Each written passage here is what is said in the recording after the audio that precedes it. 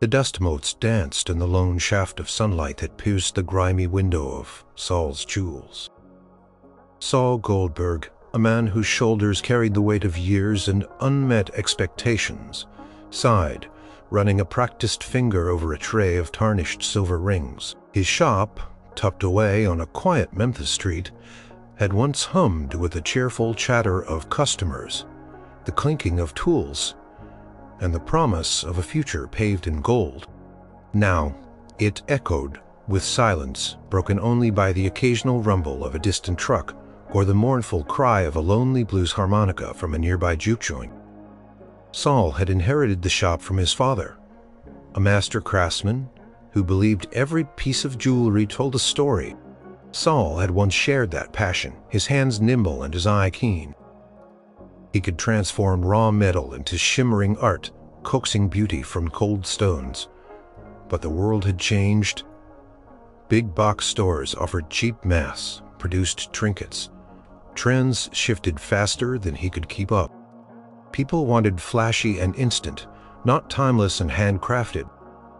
The internet made his carefully carpeted window display seem quaint, almost pathetic. Rent was due, suppliers were calling, and his small savings were dwindling faster than a melting ice cube. In a July sun, he loved his work truly. But love didn't pay the bills. He'd tried everything: discount sales, advertising in the local paper, even attempting to create more modern pieces. Though his heart wasn't in it, each attempt felt like a concession chipping away at the artistic integrity he held so dear. On a forgotten shelf in the back, hidden beneath a stack of old catalogs, lay his secret shame. He pulled it out sometimes, usually after a particularly bad day, just to stare at it and shake his head. It was a ring, but not just any ring. It was the physical embodiment of his artistic frustration, a monument to his cynicism. He called it the gaudy Goliath in his head. He'd made it years ago.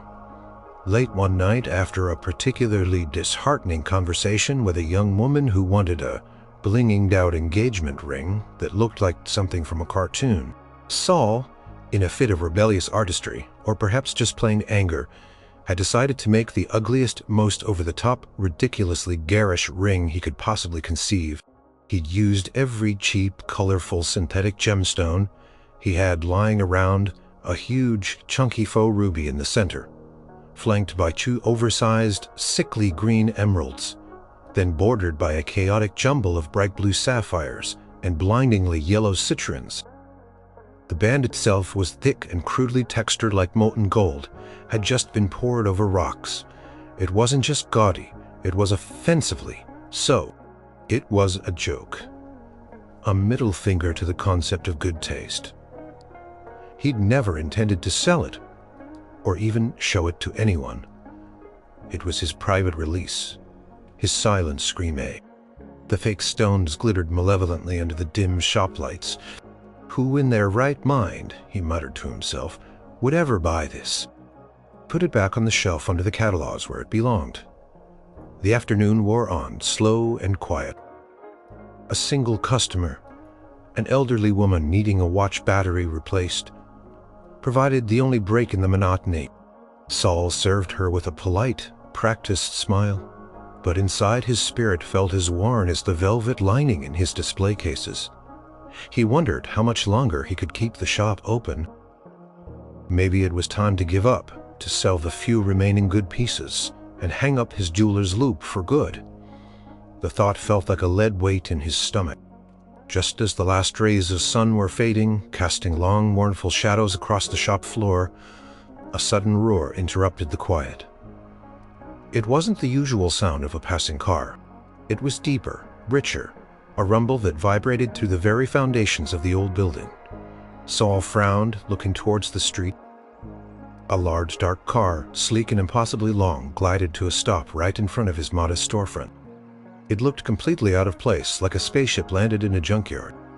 Saul watched, bewildered, as the driver, a burly man in a dark suit, got out and opened the back door. Then a man stepped out. A man whose profile was instantly recognizable, even in the fading light. Saul's heart gave a strange lurch, a mixture of disbelief and a sudden, inexplicable sense of dread.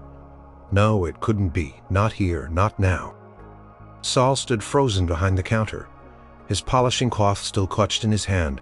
The man from the car straightened, adjusted his collar, and took a slow, deliberate look at Saul's jewels. He was taller than Saul expected, broad-shouldered with dark, perfectly coiffed hair, and a presence that seemed to fill the street. He wore dark sunglasses, but even behind them Saul could feel the weight of his gaze. This wasn't just the rich customer. This was the rich customer. It was Elvis Presley, the king of rock and roll. Here, in his dusty, struggling shop, what could Elvis Presley possibly want from a place like this?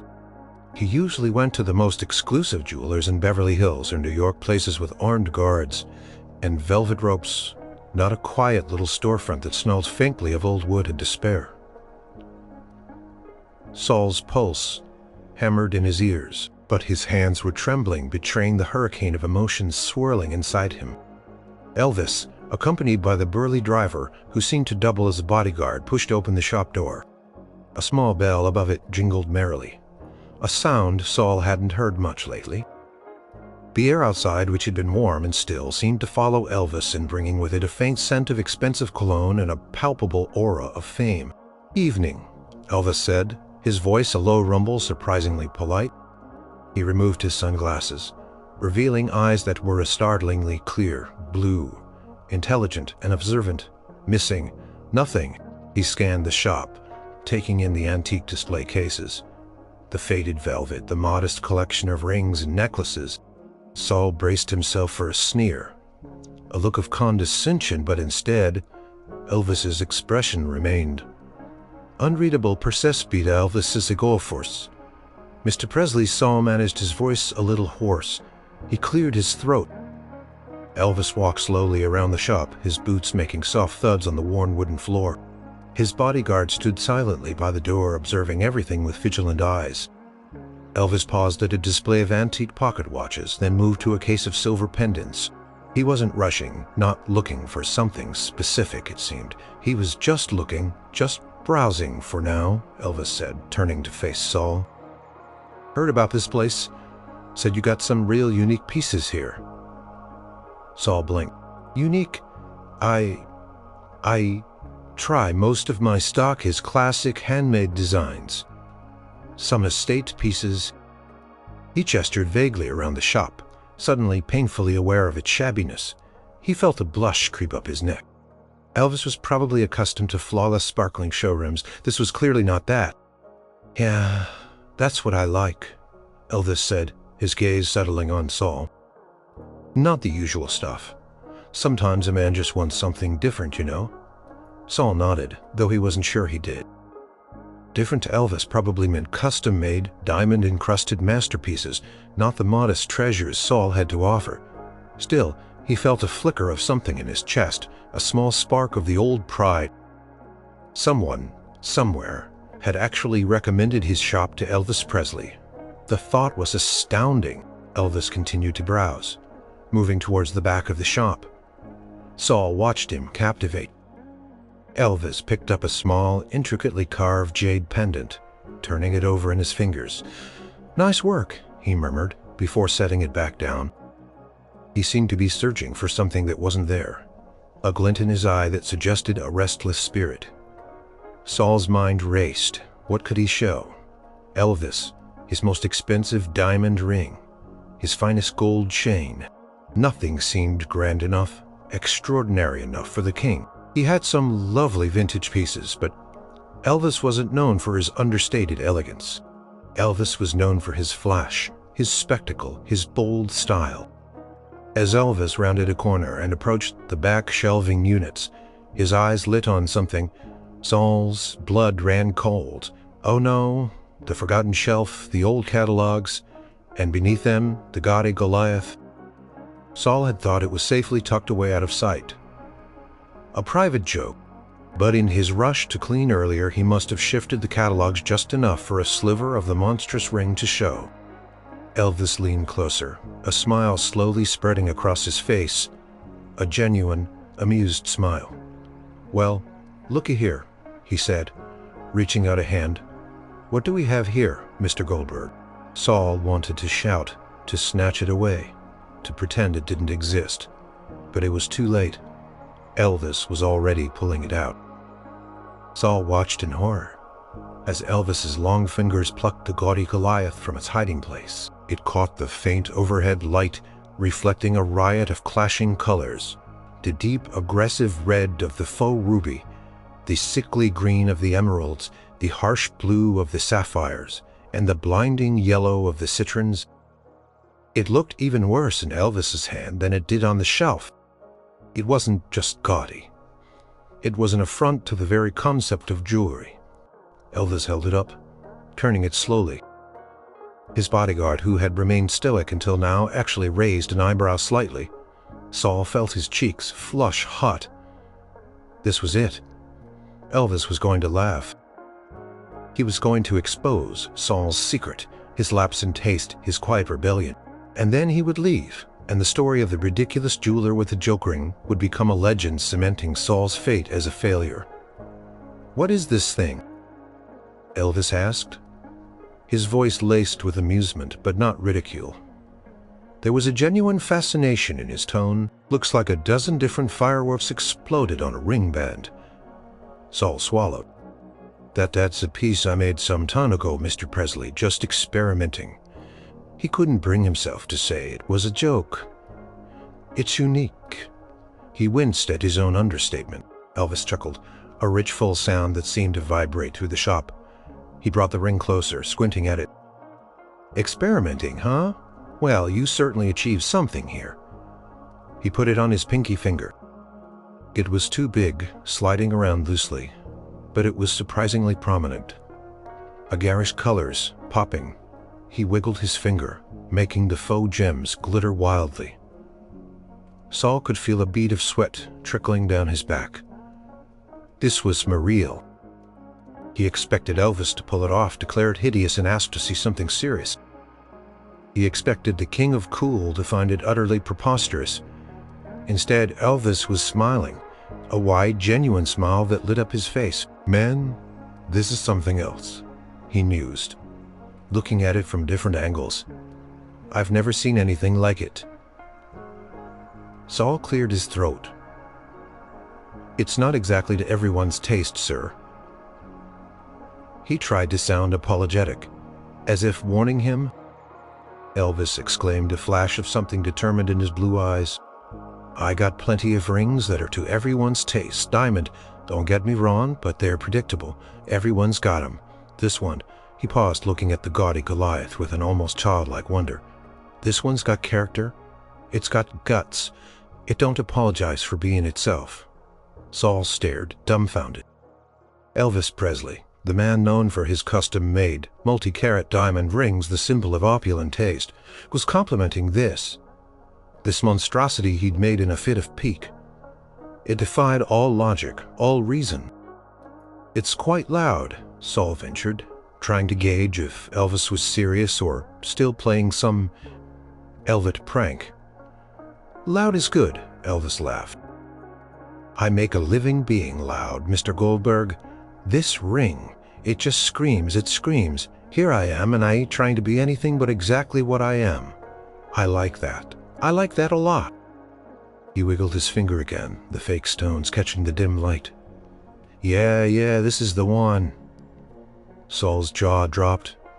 "The one?" he repeated, a tremor in his voice. "Sir, are you serious?" Elvis looked up, his blue eyes sparkling with amusement. "As a heart attack, Mr. Goldberg.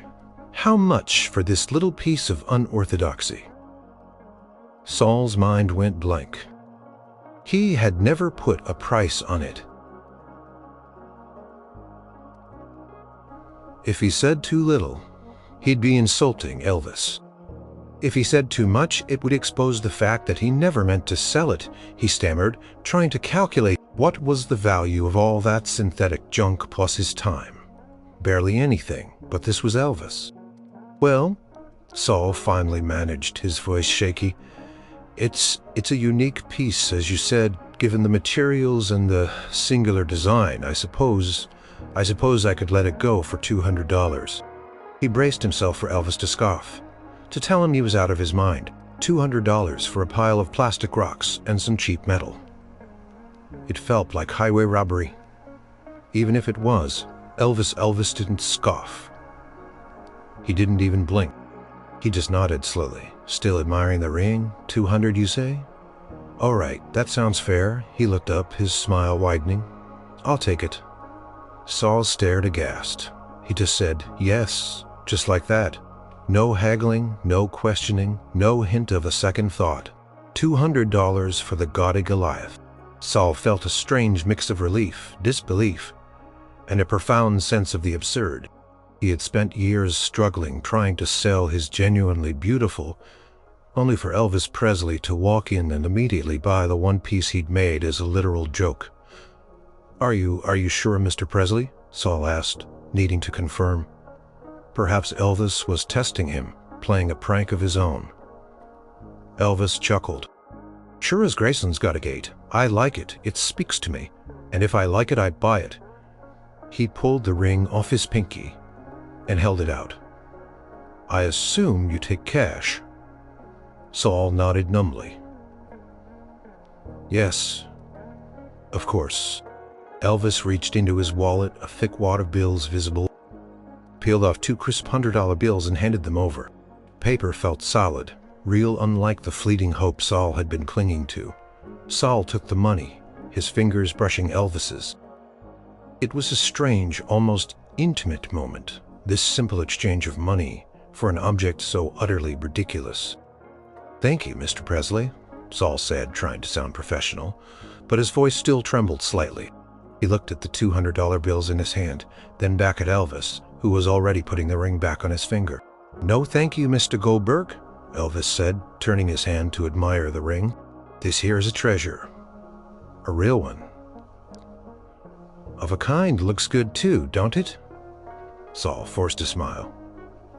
It certainly makes a statement, sir. That's exactly right. Elvis grinned. He flexed his hand and the gaudy ring glittered like a cheap disco ball. Well, I best be going. Got a busy evening ahead. He offered a small, polite nod to Saul, then turned and walked towards the door. His bodyguard opened it and Elvis stepped out into the twilight, the big car waiting. As the door closed, the bell jingled once more, and then silence descended thicker and heavier than before. Saul stood alone in his shop, the $200 bills clutched in his hand. He looked at the empty space on the shelf where the gaudy Goliath had been. It was gone. Elvis Presley had bought it. He walked around the counter, his legs feeling a little wobbly. He looked out the window. The long black car was pulling away its engine, a powerful diminishing rumble. It turned a corner and disappeared. Saul was left with the money, the silence, and a mind buzzing with a chaotic mix of emotions. Disbelief was still the strongest. It felt like a dream, a ridiculous, impossible dream. Had it really happened? Had the most famous man in the world just walked into his shop and bought his joke ring? He held up the bills. They were real, $200. It wasn't a fortune, but it was enough to make a difference. Enough for a few weeks' rent, a small order of new materials, a reprieve, a temporary reprieve. At least, beyond the monetary relief, there was a deeper, stranger feeling, a sense of bewilderment. Why that ring? Why the ugly one? Elvis had bypassed all the elegant, the classic, the truly valuable pieces. He had chosen the garish, the loud, the unapologetically tasteless, and he had seemed genuinely delighted with it. Saul walked back to the counter, leaning against it heavily. He looked around his shop, seeing it with new eyes, or maybe just different eyes. The old-fashioned displays, the quiet atmosphere, the unique handmade pieces. Had Elvis seen something here that Saul himself had forgotten? Something beyond the struggle, beyond the grime? He thought about Elvis's smile, the way his eyes had lit up. It don't apologize for being itself, Elvis had said. It's got character. It's got guts. Saul frowned. Maybe, just maybe, Elvis hadn't been laughing at him. Maybe he had seen something in that ridiculous ring that Saul, in his cynicism and despair, had completely missed. It was a disturbing thought, a challenge to everything Saul had come to believe about art, about taste, about value. He folded the bills neatly. The shop was dark now, bathed in the fading light of the setting sun. Saul turned on a few more lights, illuminating his small space. For the first time in a long time, the silence didn't feel so heavy. It felt different, full of possibility, or maybe just a profound and utter confusion. He still didn't understand, but for the first time in ages, he didn't feel completely defeated. He felt a flicker, a tiny, uncertain sparkle of hope. Saul spent the rest of the evening in a haze. He meticulously locked up his shop, the unfamiliar weight of the $200 bills in his pocket, a constant reminder of the day's bizarre events. He walked home, the Memphis air warm and humid around him, but he barely noticed. His mind replayed the scene over and over. Elvis's entrance, his polite demeanor, the way his eyes lit up when he saw the garish ring, his immediate purchase. Each detail felt more surreal than the last. He got home a small cluttered apartment above a bakery and sat down at his worn kitchen table. He pulled out the money, 2 crisp $100 bills. He smoothed them out, examining them as if they might suddenly turn into Monopoly. Money, they were real.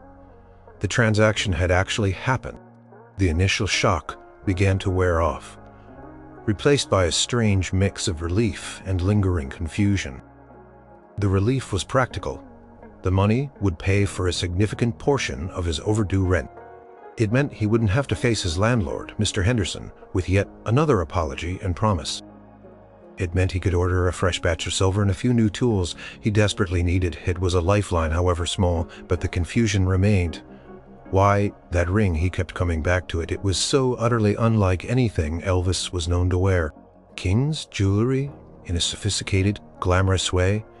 Heavy gold, blinding diamonds, expertly cut, precious stones. The gaudy Goliath was none of those things. It was crude, it was cheap. It was a defiant mess of color. Saul imagined Elvis showing it off to his friends. Would they laugh at him? Would they think he'd lost his mind? Saul could almost hear the whispers. Elvis bought that. Has he finally gone crazy? A faint flush of shame warmed Saul's cheeks. He felt a fleeting moment of embarrassment that his joke, his ugly creation, was now adorning the finger of the world's most famous entertainer. What did that say about his own judgment, or Elvis's? He got up and went to his small workbench in the corner of his living room, a place where he sometimes tinkered with designs late into the night. Picked up a piece of unfinished silver, turning it over in his hands. For months it had felt like a chore to create a desperate attempt to stay afloat. But now, with the weight of the $200 in his pocket, a tiny spark ignited. He remembered Elvis's words. It don't apologize for being itself. It's got character. It's got guts. Could it be that simple, that Elvis just liked it? That he saw something unique and genuine in it? Even if it was a joke to Saul, it was a hard concept for Saul to grasp. He was so accustomed to valuing things based on their intrinsic worth. The quality of the stone, the purity of the metal, the craftsmanship. The gaudy Goliath had none of those things in abundance. Yet Elvis had found value in it, a different kind of value. He had poured his heart into many beautiful pieces over the years, pieces that had gone unsold, unappreciated. He had felt like a failure because the market didn't value what he did. But Elvis the King had found value in something he, Saul, had made. Even if it was his worst, most cynical piece, it was still his creation. A peculiar sense of validation began to blossom in Saul's chest. It wasn't about the money anymore, not entirely. It was about the unexpected appreciation. It was about the idea that someone, even someone as impossibly famous as Elvis Presley, could see something in his work, however unconventional, and deem it worthy. He started sketching. Not intricate, delicate designs, but something bolder, something with a bit more personality, not quite as gaudy as the Goliath, but definitely not shy. He thought about the rich blues and greens he often saw in the Memphis landscape, the vibrant energy of Beale Street, the soulfulness of the blues, What if he could capture that in jewelry?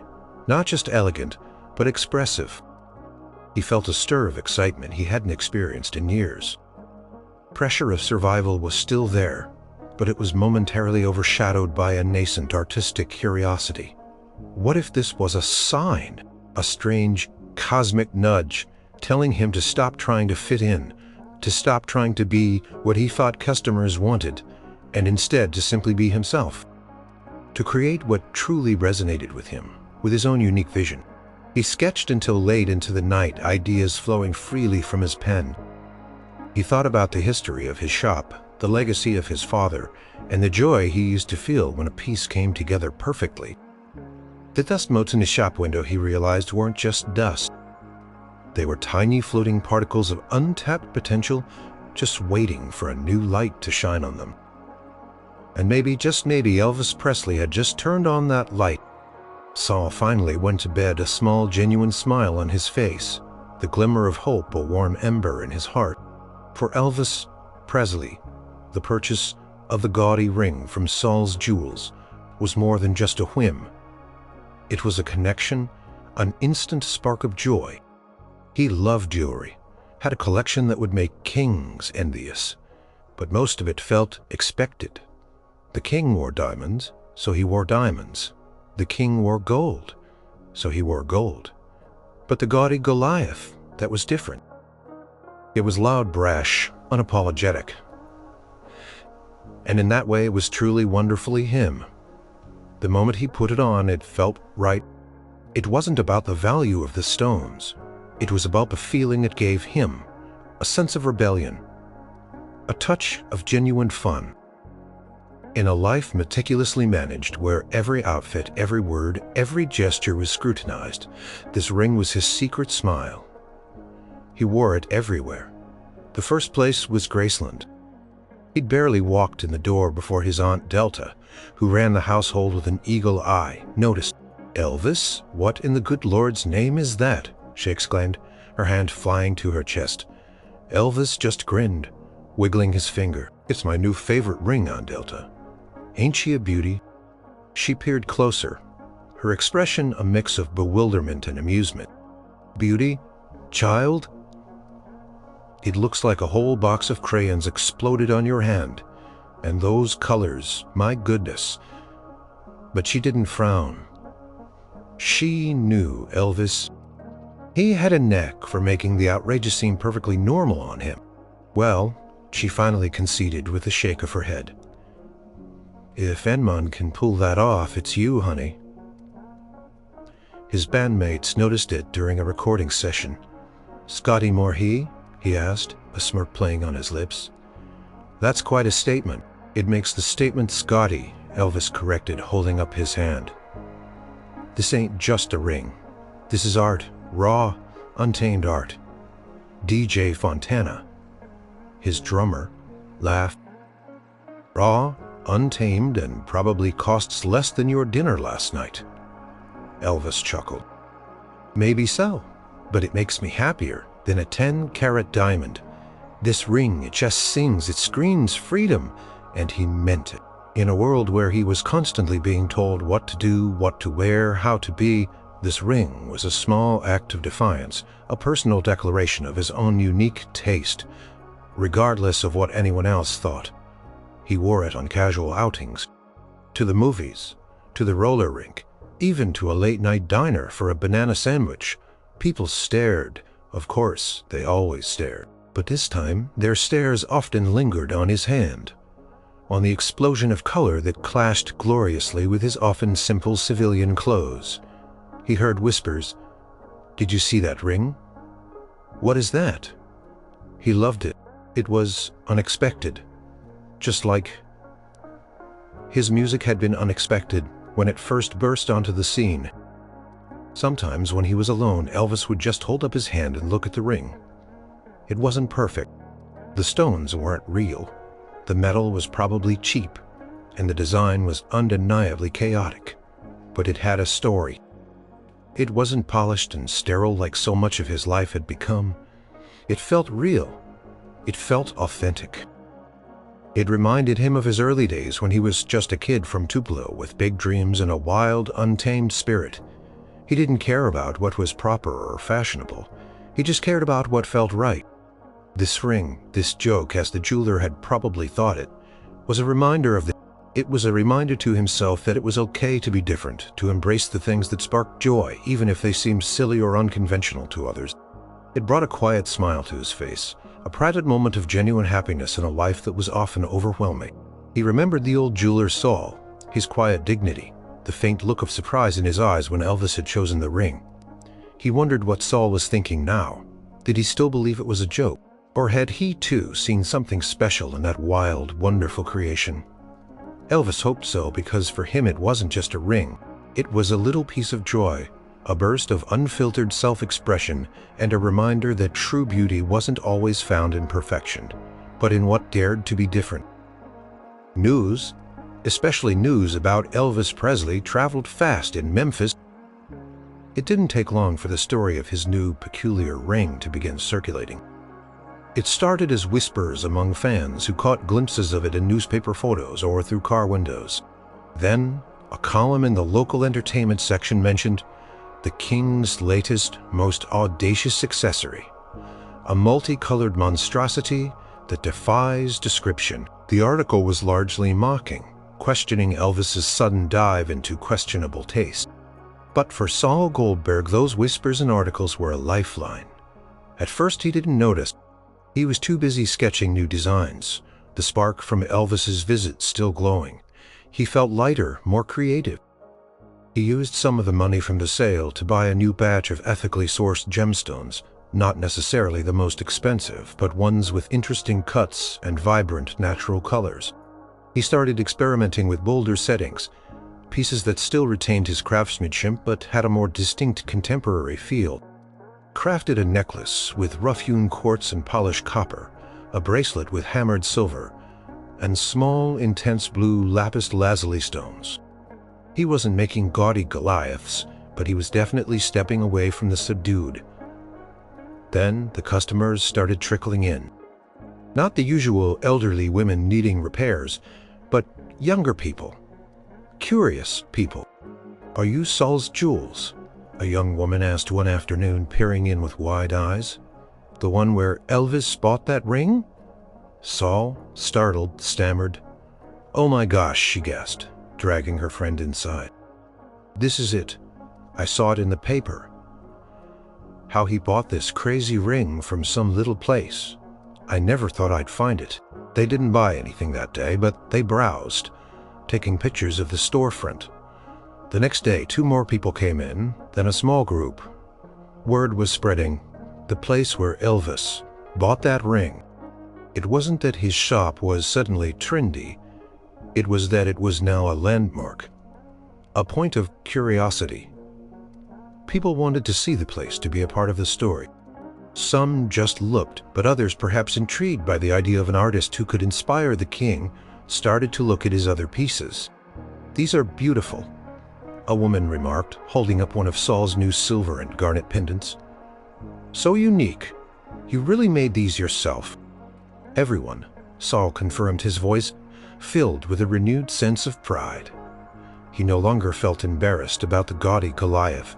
In fact, he felt a strange sense of gratitude towards it. It had been his most ridiculed piece, but it was also the one that had brought the most famous man in the world to his door, and subsequently new customers. His sales picked up slowly, at first, then with increasing momentum. He wasn't getting rich, not yet, but he was no longer struggling to pay rent. He could afford better materials, hire a part-time assistant for a few hours a week to help with cleaning and paperwork. The shop started to look less dusty, more inviting. He even invested in a new, brighter light fixture, making his pieces sparkle more enticingly. Saul found himself thinking about Elvis's words. "It don't apologize for being itself." He realized that in his fear of failure, he had started to apologize for his own artistic vision, trying to conform to what he thought people wanted. The jug ring, in its utter lack of apology, had taught him a powerful lesson. It was a symbol of audacious self-expression, And Elvis, in buying it, had validated that. He started to talk more openly with customers about his process, about the stories behind his pieces, about his journey. He found that people responded to authenticity. They didn't just want a piece of jewelry, they wanted a connection to the artist, to the story. The whispers continued. Elvis's weird new ring. The jeweler, who sold it? But now, when people mentioned the gaudy Goliath, Saul didn't feel shame. He felt a quiet understanding. That ring had been his rock bottom, his cynical creation. But Elvis, with his unique eye, had seen it differently. He hadn't seen the cheap materials or the bad taste. He had seen the raw, uninhibited spirit behind it. And in doing so, he had unintentionally given Saul the push he needed to rediscover his own raw, uninhibited spirit. His craft, his passion, was returning stronger and more vibrant than ever. The fame Saul's shop garnered wasn't always positive. While many visitors were genuinely curious and supportive, there were always those who sought to exploit the connection. A journalist from a national tabloid known for sensationalism came knocking one afternoon. She was slick, with a sharp, probing gaze, and a pen ready to twist every word. Mr. Goldberg, she began, her voice sugary sweet. Tell me about this infamous ring you sold to Elvis Presley, the one everyone's calling a garish monstrosity. Saul felt a familiar knot tighten in his stomach. This was the kind of negative publicity that could easily ruin the fragile comeback his shop was experiencing. He remembered the shame he'd felt about the ring, but then he remembered Elvis's face, the genuine delight in his eyes. It's not a monstrosity, Saul said, his voice firm, surprising even himself. It's an original piece. Every artist experiments. Sometimes those experiments lead to something unexpected. The journalist scoffed lightly. Unexpected or just plain ugly? Come on, Mr. Goldberg, Binia. A cheap, tacky joke. She leaned forward, sensing a weakness. Are you trying to say Elvis Presley has bad taste? Saul straightened, feeling a surge of protectiveness. Not just for himself, but for Elvis, and for the meaning that ring had come to embody. Mr. Presley, Saul stated, looking her directly in the eye, has an extraordinary eye. He sees value where others might not. He appreciates authenticity. He doesn't conform to what others expect him to like. He picked up one of his new pieces, a bold silver cuff with an embedded piece of raw turquoise, still rough but strikingly beautiful. This, he said, holding it out, is not perfect. It's not smooth. It's not polished to a blinding shine. Some people would call it crude, but it has character. It has a story. It tells you exactly. He looked from the cuff to the journalist. That ring Elvis bought. It's just like that. It's got guts. It doesn't apologize for being exactly what it is. And I think Mr. Presley recognizes that. The journalist blinked, taken aback by his unexpected defense. She had anticipated a defensive, ashamed jeweler, not a passionate advocate. She scribbled a few notes, her expression unreadable. She left shortly after, and while her article still painted the ring as controversial, it also noted Saul's unexpected and fervent defense of it, hinting at a deeper meaning behind Elvis's choice. This encounter solidified something important for Saul. The ring was no longer just a joke, or even just a successful sale. It had become a symbol. For Elvis, it was a symbol of his desire for authenticity, for breaking free from the golden cage of celebrity expectations. For Saul, it was a symbol of reclaiming his artistic voice, of finding beauty and value in the unconventional, and of trusting his own instincts. His business continued to grow, fueled not just by curiosity, but by genuine appreciation for his unique pieces. He no longer felt like a struggling craftsman. He felt like an artist, truly. He started mating a young apprentice, a quiet girl named Maya, who had a natural talent for design, but was also struggling with self-doubt. Taught her not just the technical skills of jewelry making, but the importance of infusing each piece with soul, of creating something that truly spoke to her, regardless of what was popular. Never apologize for your vision, Maya, he would tell her, remembering Elvis's words. Even if it seems crazy to others, if it comes from the heart, It has value. He often looked at the empty space on the back shelf where the gaudy Goliath once rested. It wasn't an empty space at all, he realized. It was filled with new confidence, renewed passion, and a profound gratitude. The choke ring, in its loud, unapologetic way, had become a quiet monument to a turning point in his life. It had taught him that true value isn't always found in perceived perfection, but in the things that resonate deepest within the soul, often in the most unexpected of places. It had brought him not just money, but a priceless gift, the belief in himself and the enduring power of authenticity. Months melted into a year. Saul's Jewels was no longer a struggling, dusty shop. It was still modest, still uniquely Saul, but now it hummed with life. The shelves held an array of beautiful, distinctive pieces, not just the classic designs Saul had always loved, but bolder, more expressive works that reflected his renewed artistic spirit.